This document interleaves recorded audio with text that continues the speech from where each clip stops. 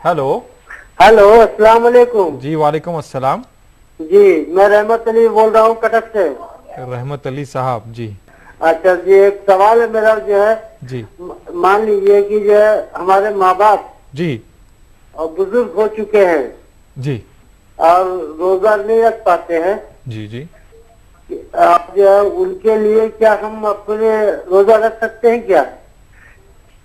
अच्छा जी, वालिदैन के लिए आप रोज़ा रखना चाहते हैं, जी रमज़ान के रोज़े हाँ, रमजान के रोजे रमज़ान क्या में जो रखना हम लोग चाहते रोजा हैं? रखते हैं या ये नियत कर ले उसमें कि हम अपने माँ बाप के लिए भी रोजा रखते हैं बोल के, दो क्या ऐसा मुमकिन है इस्लाम में?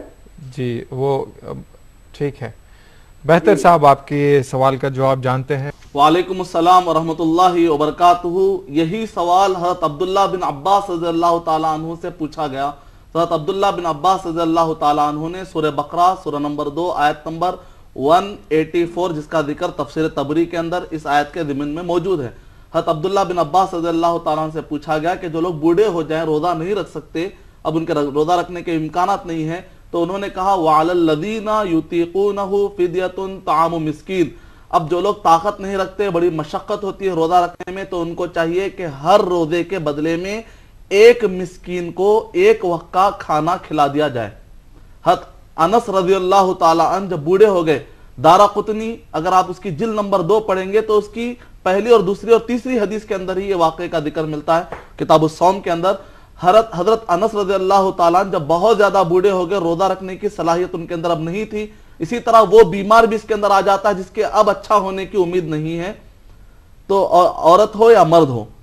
तो अगर हज़रत अनस रज़ियल्लाहु ताला जब बूढ़े हो गए तो रमजान मुबारक जैसे ही खत्म होने के बाद 30 मिस्कीनों को वो बुलाते हैं और 30 मिस्कीनों को एक वक्त वो खाना जितना कि एक आदमी खाता है उतना 30 मिस्कीनों को उन्होंने खिलाया।